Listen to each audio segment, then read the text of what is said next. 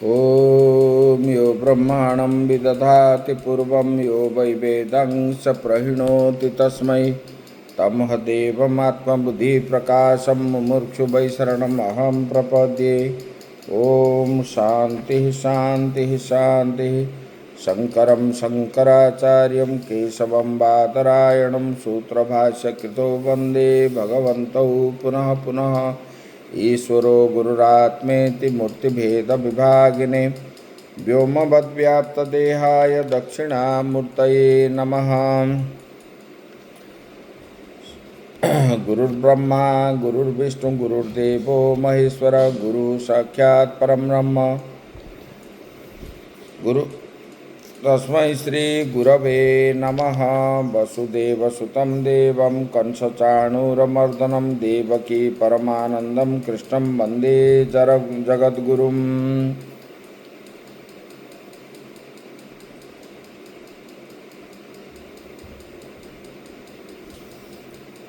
तो भगवान से ही ये चराचर जगत उत्पन्न हुआ है और लोगों को अनुग्रह करने के लिए भगवान ने ये शास्त्र अर्जुन को निमित्त बना करके बनाया। यहाँ पर भगवान इदम गीता अर्थधर्मम उद्देश्य भगवता एव उक्तम, गीतार्थ रूप धर्म को लक्ष्य करके स्वयं भगवान ने ये बात कही। बोले कि ब्रह्म के परम पद को प्राप्त करने के लिए वह जो है धर्म ही सुसमर्थ है। ऐसे धर्म को रक्षा करने के लिए ही भगवान ने ये बताए, क्योंकि जीव का मूल अज्ञान नष्ट हो जाए तब जाके वो जीवत्व को प्राप्त करेगा। तो स्वरूप ज्ञान को प्राप्त करेगा।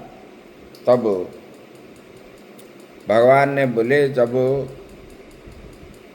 सर्वधर्मान परित्यज्य मामेकं शरणं व्रज, संसार को त्याग करके निवृत्ति मार्ग में रह करके सब विषयों को हटा करके एक लक्ष्य जो है परमात्मा ही एक लक्ष्य होना चाहिए। वो होने पर वो मुझे ही प्राप्त करता है, भगवान ने यहाँ पर बता दी। बोले कि शुद्धांतकरण पुरुष को पहले ज्ञान निष्ठ की योग्यता प्राप्ति कराकर फिर ज्ञान उत्पत्ति का कारण होने से कल्याण भी हेतु होता है। जब आपका अंतकरण शुद्ध नहीं है तब ज्ञान कैसे प्राप्त होगा? तो पहले अंतकरण शुद्धि करना चाहिए। जैसे कि बर्तन को साफ करने के लिए हम पहले क्या लाते हैं? पहले कोई खट्टा चीज़ लाते हैं, फिर जल लाते हैं, फिर उसको थोड़ा सा पानी में धो करके फिर उनको रगड़ते हैं। फिर धोने के बाद उसका स्वरूप जो होता है। ऐसे हमारा जन्म जन्मांतर का पाप जो है पड़ा हुआ है अंतकरण में। तब ये अंतकरण क्या करता है? मन विषय की ओर जाता है जितना ही रोकने पर। तो बोले कि इसको पहले अभ्यास करके अंतकरण शुद्धि होने के बाद ही ज्ञान निष्ठा को प्राप्त होगा और ज्ञान उत्पत्ति का कारण बनेगा। वही कल्याण है मनुष्य के लिए। इसलिए बताएंगे ब्रह्मण्याध्याय कर्माणि, बोले कि कर्म को ब्रह्म में अर्पण करो। जो सब कुछ हो रहा है वो परमात्मा की इच्छा से हो रहा है और वही कर रहे हैं। चाहे पाप हो चाहे पुण्य हो। योगिनः कर्म कुर्वन्ति संगं त्यक्तात्म शुद्धये। योगी जन जो कर्म करते हैं, साधक किस लिए करते हैं? विषय का संग जो है परित्याग करने के लिए, आत्मशुद्धि के लिए करते हैं। ये शास्त्र जो है ये जान लेने पर समस्त पुरुषार्थ को सिद्ध होता है। इसका व्याख्या करने के लिए प्रयत्न करता हूँ, ऐसे बोले। तो ये गीता शास्त्र अर्जुन को निमित्त करके भगवान ने क्यों बताया? बोले कि जब महाभारत युद्ध का प्रारंभ हुआ, कौरवों ने पांडवों का राज्य को जबरदस्त जुआ आदि खेल निमित्त बना करके उन्होंने कृत्रिम करके उनका राज्य आदि हड़प लिया। फिर उनको अज्ञातवास 1 साल दिया, 12 साल वनवास दिया। तब जब वो सब लौट करके आए तब दुर्योधन माना नहीं, बोला कि ये अज्ञातवास नहीं हुआ है। तब जो है जब राज्य देने के लिए मना किया, धृतराष्ट्र के पास भगवान स्वयं शांति दूत बन करके गए थे। बोले कि तुम राज्य मत दो, 5 गांव दे दो, वो सुखी हो जाएंगे। फिर भी उन्होंने बोला कि सुई अग्रे में भी जितना स्थान सुई के अग्रभाग में है इतना स्थान भी मैं नहीं दूंगा। तब जो है युद्ध करने के लिए तैयार हुए। तैयार होने के बाद अपने अपने पक्ष में सब सैन्य सामंत इकट्ठा करने लगे। तो कौरव के पास वो सैन्य भी आए और पांडवों का जितना जो जो संबंधित राजा है सेना आदि ले करके ये सब आए। और स्थान जो चुना गया है, जो धर्म क्षेत्र है, वो धर्म क्षेत्र क्या है? कुरुक्षेत्र को धर्म क्षेत्र कहा गया है, क्योंकि वहाँ पर ब्रह्मा जी भी तपस्या किए थे। बड़े तपस्या का स्थान है वो। बोले कि उसी में युद्ध के लिए पांडव और कौरव पक्ष दोनों खड़े हो गए। जब युद्ध करने के लिए खड़े हो गए, दिन निर्धारित हो गया, सब उपस्थित हो गए, तब जो है धृतराष्ट्र तो अंधा है। वो अंधा होने के कारण अंतिम में व्यास जी आए। बोले कि राजन, तुम चाहोगे तो युद्ध बंद हो सकता है। परिवार के अंदर युद्ध करना ठीक नहीं है। भाई भाई के अंदर अगर तुम युद्ध करोगे, तुम्हारा वंश में कोई नहीं रहेगा। तो किंग कर्तव्य मूढ़ हो करके उन्होंने बोला कि मैं अपना पावर सब खो दिया। और दुर्योधन मानता नहीं है। तब व्यास जी क्रोधित होकर के चले जाते समय तब इन्होंने बोला कि भगवान, मैं कैसे, मैं तो वहाँ नहीं जा पाऊँगा, मैं युद्ध की वार्ता कैसे सुनूंगा?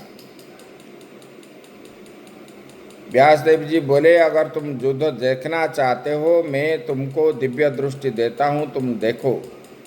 बोले कि नहीं, मैं नहीं दिखूंगा, क्योंकि मैं अपने वंश का मरा हुआ व्यक्ति को देख नहीं पाऊंगा। बोले कि मेरे सारथी जो है संजय, उनको दे दो।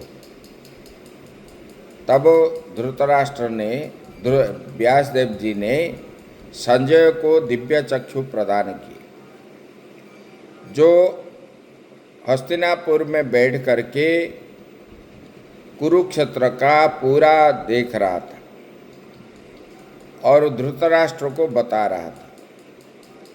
जब दोनों सेना वहाँ पर पहुँच गए तब धृतराष्ट्र ने पूछा, बोले कि हे संजय, मेरे पुत्र और मेरे भाई के अनुज के पुत्र जो है पांडव और मेरे पुत्र कौरव वहाँ पहुँच करके क्या करने लगे, किम अकुर्वत, तब आप हमको बताओ। तब संजय ने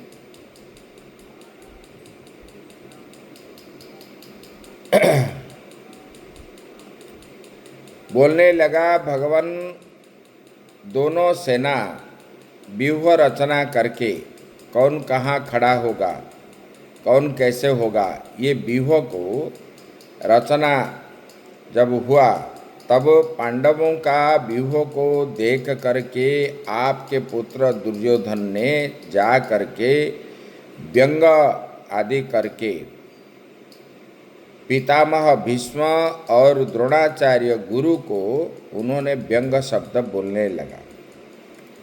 तब जो है वो जो है घमंडी है और उन्होंने बोले कि उनका तो सेना कम है लेकिन वो इतने कैसे दिख रहे हैं, हमारा पास बहुत है ये नहीं दिख रहे हैं, आपके शिष्य इस प्रकार किया है।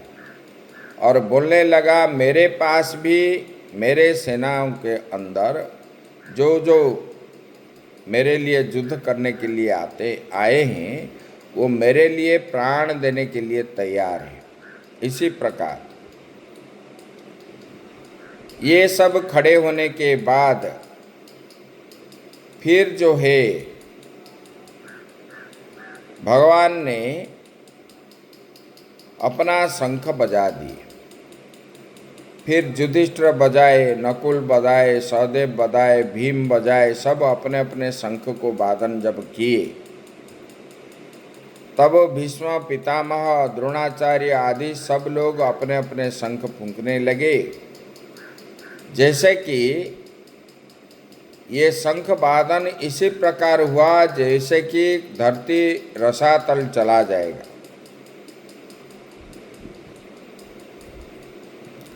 उसके बाद फिर घोष आनक सब बजने लगा। उसके पश्चात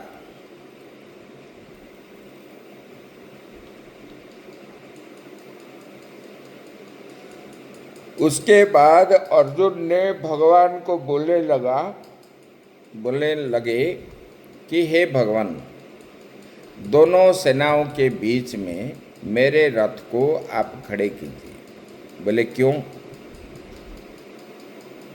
तब जो उन्होंने बोलने लगा, हे भगवान, मैं किसी के साथ युद्ध करने के लिए तैयार मतलब सक्षम हूँ वो मैं देखूंगा। भगवान ने जब खड़ा कर दिए, वहाँ पर अर्जुन ने जब देखा पितामह भीष्म, गुरु द्रोणाचार्य और शल्य अपने मामा और सब जो है, कोई ससुर है, कोई साला है, कोई भाई है, कोई भतीजा है, ये सबको देख करके उनके मन में उन लोगों के प्रति मोहग्रस्त हो करके अर्जुन का हाथ कांपने लगा और जो है उनका चमड़ी ढीला हो गई और उनके हाथ से गांडीव जो है खिसक गया। गांडीवं संस्कृते हस्त्वा त्वचैव परिदह्यते। इस प्रकार जब दिखाई देने लगा तब अर्जुन को भगवान ने जब पूछे ये सब क्या है, तब उन्होंने बोलने लगा, भगवान मैं अगर युद्ध करूँगा, ये लोग मेरे द्वारा अगर मारे जाएंगे तो अपने कुल को मैं नष्ट करने के लिए करके मैं कल्याण नहीं देखता। मेरे कुल का ही, मेरे वंश का ही विनाश होगा, इसमें कोई कल्याण नहीं है। हम जीतने पर भी हमको कोई नहीं है। बोले कि जिसके लिए हम राज्य भोग सुख आदि जो चाहते हैं वो लोग तो मारे जाएंगे, वो तो रहेंगे नहीं। फिर हम पाने के लिए हमारे पास क्या रहेगा, और हमारे कुल जो है नष्ट भ्रष्ट हो जाएगा, क्योंकि कुलक्षय होने पर सनातन कुल धर्म नष्ट हो जाता है। अधर्म का नाश होने से सारे कुल का, धर्म का नाश होने से सारे कुल का सब ओर से पाप दबा लेता है। ये अधर्म की वजह से हमारे कुल स्त्रियां जो है, क्योंकि सब विधवा बन जाएंगे तो पापाचार हो जाएंगे। वो पाप के द्वारा धर्म को पाप दबा देगा। तो इसमें हमारे स्त्रियां जो है वर्ण संकर उत्पन्न करेंगे, जिसमें जो वर्ण संकर उत्पन्न होंगे वो लोग श्राद्ध में पिंडदान करने पर पितृलोक को प्राप्त नहीं होगा। तो बोले कि इससे और बड़ा पाप क्या है। मैं तो बड़ा पाप करने के लिए बैठा हूँ, मुझे ये राज्य सुख आदि नहीं चाहिए, मैं संन्यास लेकर के मतलब जंगल में रहूं। इसी प्रकार अर्जुन को मोहग्रस्त हो गया। तब भगवान ने उनको बोलने लगे, हे अर्जुन, तुम्हारे पास समस्त प्रकार के सामर्थ्य होने पर भी तुमने ये क्लीबत्व को क्यों प्राप्त किया। क्लैब्यम मास्म गमः पार्थ नैतत् उपपद्यते क्षुद्रम हृदय दौर्बल्यं त्यक्तोत्तिष्ठ परन्तप। आपके हृदय जो है क्षुद्र करके, दुर्बलता को छोड़ करके युद्ध के लिए खड़े हो जाओ। बोले कि भगवान कैसे मैं युद्ध करूं, क्योंकि हे मधुसूदन, रणभूमि में पितामह भीष्म है और गुरु द्रोणाचार्य है। मैं किसी प्रकार उन लोगों को उनके साथ बाणों से युद्ध करूंगा, क्योंकि ये दोनों जो है मेरे पूजा के पात्र हैं, और जिनको मैं पूजा के लिए योग्य है उनको मैं शस्त्र कैसे उठाऊं उनके सामने। और गुरु को मानने पर, गुरु न हत्वा ही महानुपापान, बोले गुरु को मानने से बड़ा पाप होता है। भीख मांग करके खाना भी अच्छा है, क्योंकि इन गुरुजनों को मार करके इस संसार में रुधिर से सने हुए अर्थ और काम भोगों को जो भोगूंगा, उनको मारने से भी केवल भोग ही तो मिलेगा। इनको मारने के बाद हम भोग ही भोगेंगे, पुण्य तो नहीं मिलेगा। इसके अच्छा है हम भिक्षावृत्ति करके जंगल में रह करके अच्छा है ये। और मैं ये नहीं जानता, जब भगवान ने इनको और देखने लगे तब जो है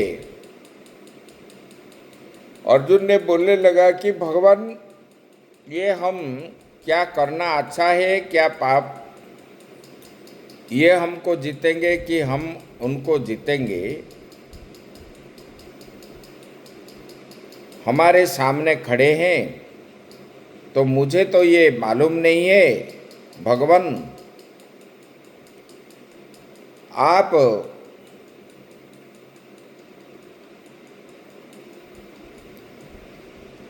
आप मेरा, मैं आपका शिष्य स्तेहम साधि मात्वाम प्रपन्नम।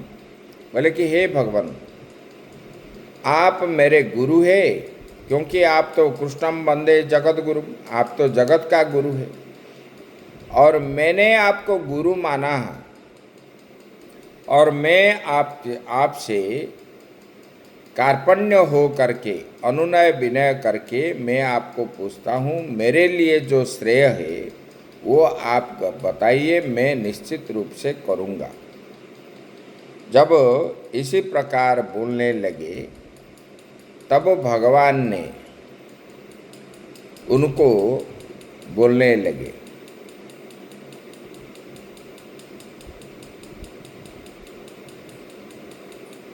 भगवान तब जो है युद्ध क्षेत्र में उनको ये गीता का उपदेश इधर से प्रारंभ किए। बोले कि हे अर्जुन, अशोच्यानन्व शोचोस्तम प्रज्ञावादांश भाषसे गतासून गतासुंसो नानुशोचन्ति पंडिता।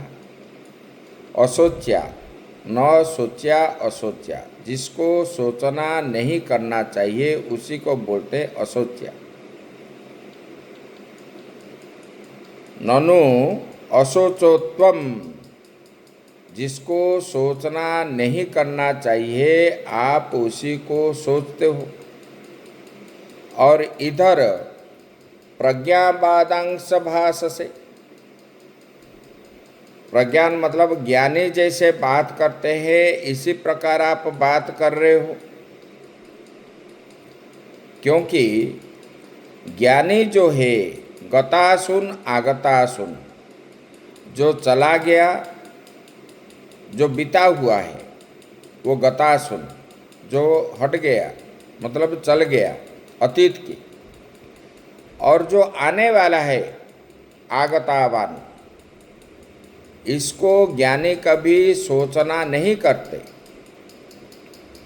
और तुम तो कब होगा क्या होगा ये तो मतलब नहीं है।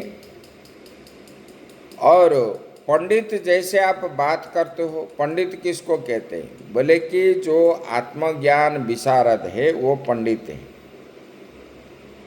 पंडा आत्म विषया बुद्धि ऐसांग ते ही पंडिता। बोले कि पंडित्य को संपादन करके, ये श्रुति वाक्य मतलब आत्म विषय का बुद्धि का नाम पंडा है। जिनके पास आत्म विषय का बुद्धि है उसको पंडा कहा जाता है। पंडा से पांडित्य हुआ है। और आप जिसको सोचना नहीं करना चाहिए आप उसी के बारे में सोच रहे हो। इधर पंडित जैसे बात कर रहे हो, लेकिन ज्ञानी लोग, पंडित लोग जो है, जो अतीत हो गया, जो आगे होने वाला है, इसके ऊपर कभी विचार नहीं करते। इसी प्रकार भगवान ने बोले कि क्या होगा क्या नहीं इसके ऊपर पंडित लोग कभी सोचना नहीं करते। ये भगवान ने उनको बताए। आगे क्या होगा, ये जो बोला ना, मुझे पाप लगेगा, मुझे पुण्य लगेगा, मुझे ये मर जाएंगे, मैं रुधिर में स्नान करूँगा, ऐसा है, सनातन धर्म नष्ट हो जाएगा, ये तो ज्ञानी जैसे बात करने लगे। तब भगवान ने बोलने लगे, हे इधर तो जिनके बारे में सोचना नहीं चाहिए उनके बारे में आप सोच रहे हो। आगे बताएंगे। बोले कि जीव जो मरता है, अपने सब लोग अपने कर्म के अनुसार ही मरते हैं। कर्म जब पूरा हो जाता है वो मरता है। कर्म जब तक है तब तक वो रहेगा। वो तो किसी को निमित्त बना करके ही बोलते हैं कि इसी के कारण वो मर गया। जिसको जिस दिन जाना है वो जाएगा। उधर से वो ऐसे इतने दिन के लिए ही वो आया है। जिसने हमको भेजा है उन्होंने अपना रूटीन बना करके भेजा है। लोग बोलते हैं हम कभी नहीं मरेंगे। रावण राक्षस आदि जो है बोलने लगे, जो महिषासुर आदि है ब्रह्मा जी को तपस्या करने लगे, बोले कि हमको तो कोई मार ना सके। हिरण्यकशिपु ने भगवान को ब्रह्मा जी को बोलने लगा, ना दिन में मरूं ना रात में मरूं, ना ऊपर मरूं ना नीचे मरूं, ना घर के अंदर मरूं ना घर के बाहर मरूं, ना अस्त्र में मरूं ना शस्त्र में मरूं।